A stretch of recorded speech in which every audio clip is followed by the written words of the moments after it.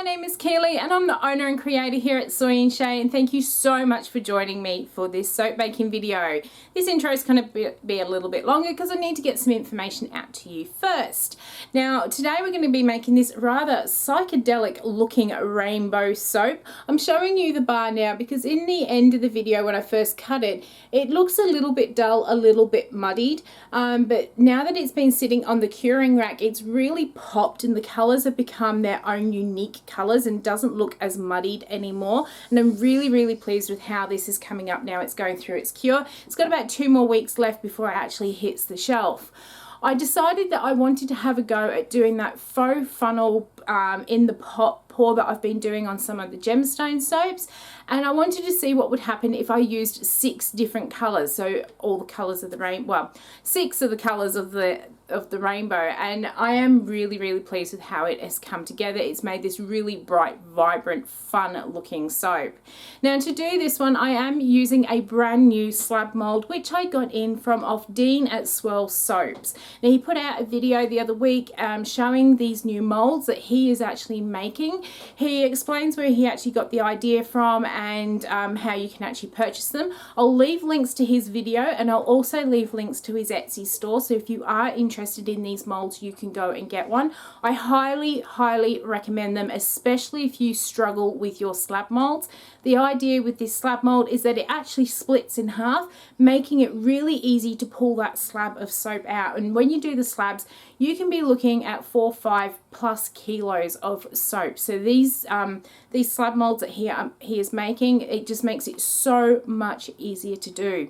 Now the other thing I am doing with this soap, I am using a fragrance oil that has been sent to me from Aussie soap supplies, and they sent me, after viewing some of my videos and hearing about some of the feedback of how some of their fragrance oils were behaving, they sent me 4 new fragrances which they're being manufactured by a different manufacturer, and they wanted me to test them out with my recipe to make sure that they worked. And the one I'm going to use today is called Energy, and I can tell you it is probably one of the best smelling energy fragrance oils I have ever smelt.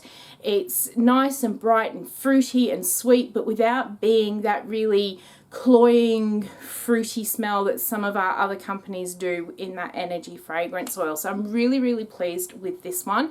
Now unfortunately many of you Aussies will know that Aussie Soap Supplies did catch on fire a couple of weeks ago, and sadly their entire business has been destroyed, but they are working to build themselves back up. So hopefully they'll be bringing this energy fragrance oil back out because it is a lovely one, and if they do, please jump on board the Aussie Soap Supplies website and support them and grab this fragrance. But for now we're going to go and use this new fragrance, new slab mold, and we're going to go and pour this energy rainbow soap. Let's go. This is the mold we are going to be using today. So this is a new slab mold that I have got in from of Dean over at Swirl's Soaps, and I will leave links to his channel or his website down in the description box below, because not only am I using the slab mold today, I'm also using the log splitter which he has sent through to me, and like the log splitter, this has been made absolutely beautifully with every little attention to detail taken care of. I'll leave a link to his video as well where he explains why, or where he actually got the patent from for this and why he is making them for us here in Australia. But these molds are absolutely wonderful. On the side here are some little Velcro tabs, and if I take them off, this slab mold now splits open, which will make it really easy to take the loaf of soap or the slab of soap out of this one, so no more trying to struggle to get it on out. I ordered the larger of the 2 slab molds that he currently had on there when I was ordering, and this one is going to hold 3.5 kilos worth of oil. So this mold is actually a bit bigger than my other ones. This, I've decided, this mold will be the one that I use for my sort of everyday range of soaps. So they're the soaps that are always going to sort of stay in stock. The reason being is because this is going to be far better for me to cut tall and skinny soaps. The height of this mold is actually what would be the width of my soap, and I can get 3 lots of soap to the sort of height of what my soap would be. So as I said, I'm going to make these into tall and skinnies, and I'm going to be using this for things like my Cleveland Honey Bar, the Refresh Bar, and all of those sort, and we'll just have a slightly different design, but it will actually be the same size bar of soap. What I am going to do today is make a rainbow soap in here, because what I want to do with the rainbow soap this time is actually make it using that in the pot faux funnel pour that I love to do. Really want to see what a rainbow looks like with that technique. So let me get this slab mold actually lined, and then we will start making the soap.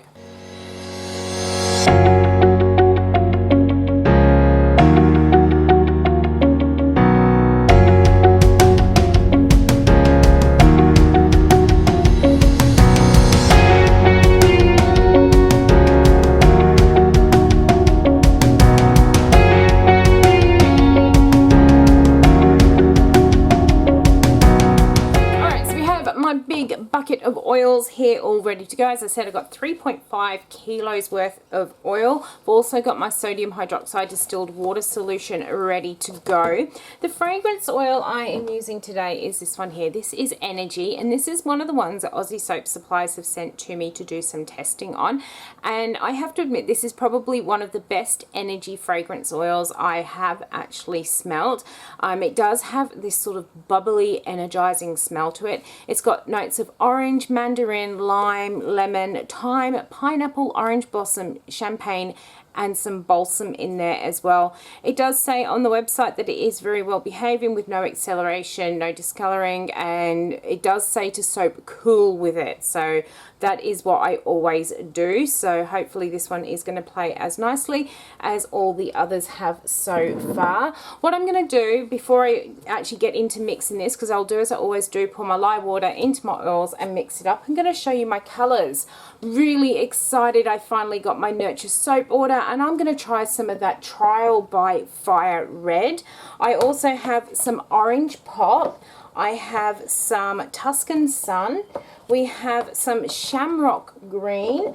Of course, oh, actually, we'll do that one last. I also got from Off Nurture Soap some Klein Blue, so I'm going to try that one and see what that's like. And of course, for my purple, I'm going to be using Eminence, which is my favorite. These are all really nice, bright colors. So once I have got my oils and my lye mixed together, I'm going to pour the first one off and actually measure that one. And then I'm going to pour all the other jugs to the same height. We'll get those colors mixed in, add in our fragrance, and then we will start doing our in the bucket faux funnel pour.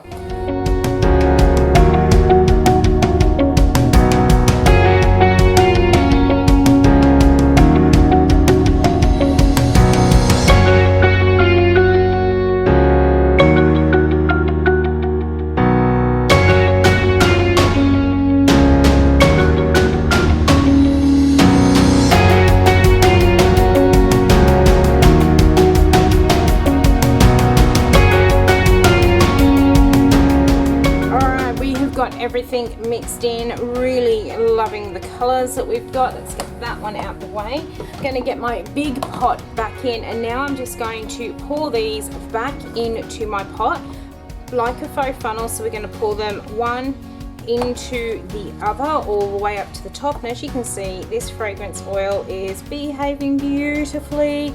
We've got nice fluid, considering how long I have actually spent on mixing these colors in. I'm going to see if we can actually get our colors in the right order this time. So let's keep pouring all these in. Once I've got them poured in, I'm going to go and grab that slab mold, and we're going to pour them on in there.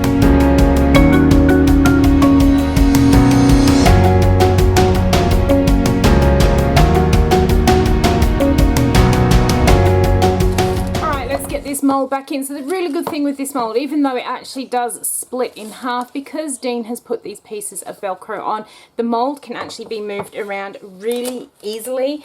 It is a great little invention here. Let's get this poured on in. I'm going to go from the middle and just let it do its thing. This fragrance oil has behaved so well as well. The mandarin in this is really popping through, like that really, mandarin just has that really unique sort of smell, and that is really coming through. I'm going to try and get this scraped out without muddying it up too much, and then I will finish scraping out those buckets.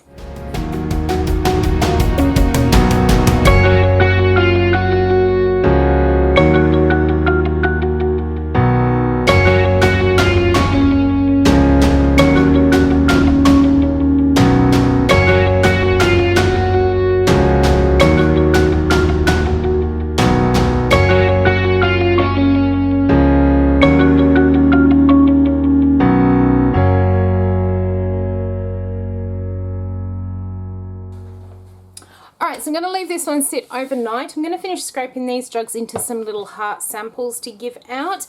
I'm going to leave it sit overnight. We'll come back and we'll split it up with the log splitter that Dean has also made over at Swirl Soaps. Right, so the soap is now all set up, so let's show you just how easy it is now to get these slabs out of this mould. So I'm going to take off the pieces of Velcro from off the side, and that will then enable this mould to then split open. So we're just going to pull it back, just pull it back like so, and then this can now very easily pick on up and out of our mould, so no struggling trying to get that one out. Let me go and get the log splitter and we will split this one up. I have now got it out of the paper. It is looking amazing. Look at all those swirly colours there. Can't wait to get this cut open and see what happens. Now, as I explained earlier in the video, because of the dimensions of this mould, I'm actually going to be cutting these as tall and skinnies. This particular bar, or the height of this particular slab, is the exact same width as what one of my soaps would normally be. So I'm actually going to cut the sort of width of the soap to what one of my normal soaps would be. So you'll end up with the same size bar, it's just going to be a slightly different cut. This one here is a remake of the peppermint and bergamot soap, for everyone that has been asking me for that one back. What I'm going to do is cut this one up in 2 slabs, and I'm going to use the slab splitter that Dean has also made, and he sent this one through to me. It is being made with such care and precision. We've got the little stop on it with some cork to stop it from marking the bench. And the other thing he's done, he's made the little risers, and they go up in 1 centimetre increments from 2.5, I believe it is. So we've got 2.5, 3.5 all the way up. Now, because I want this to cut at 6, he also includes a couple of little paddle pop sticks. And when you pop those underneath your little riser here, instead of going from between 5.5 to 6.5, it then makes it a 6. So that's how I'm going to get my width of that one here.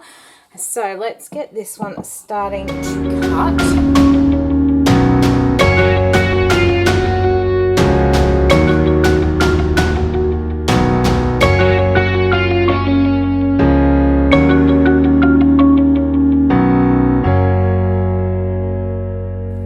How awesome is that? That is very psychedelic would be the word that comes to mind. Absolutely loving that. Now, before I put this log splitter away, several people ask about the multi-bar cutters and things like that, and saying how expensive it is to get yourself set up with all the splitters and the cutters and everything else. If you do invest in a log splitter, you can actually then cut your bars of soap as well. You just actually set this bar down to however wide you want your soap. So you might set it to 2.5 or 3, and then just run your bar or your loaf through your log splitter until you've got all your bars cut. It does take a little bit longer, but it then means that you've got one piece of equipment that you can use to split logs and cut soaps with. I'm going to go and get my multi-bar cutter, and we're going to get these cut open. Let's get this super crazy loaf of soap cut up and see what we've got. Now, I'm pretty sure I've worked out I can get at least 12 bars, and I'll be able to cut the ends off and get a couple of samples out of here as well. Still kind of working out the whole dimensions of this mould and what sort of soaps we will end up with.